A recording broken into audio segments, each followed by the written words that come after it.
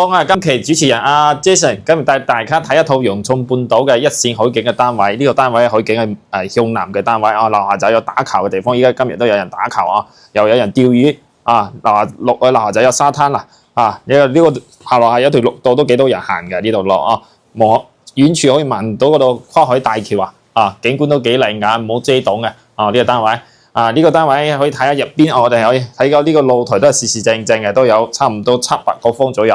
睇呢個露台都幾闊㗎。呢度擺咗張台，幾個朋友呢個 BBQ 嘅露台都得㗎。睇下屋入邊嘅情況係咁樣嘅，依家係放咗2張1.2米嘅床嘅。其實如果係一家人唔多嘅話，就呢張擺個梳化都 OK 嘅，呢張床係妙㗎啦，放張1.5米嘅床就 OK 㗎啦，電視全部都有㗎啦，依家呢情況。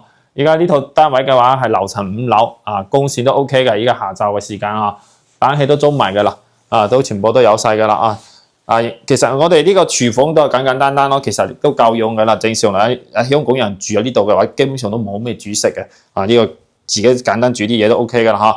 呢個洗手盆下邊都好多櫃嘅。入門嘅話就有呢個呢個入門，我都有門呢個有門嘅。呢個好多有個衣櫃，但係衣櫃定做嘅，當時開發商送嘅就咁樣。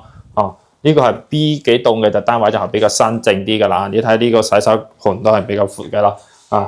入邊有個洗手間，洗手間都幾闊嘅洗手間都係幾闊嘅。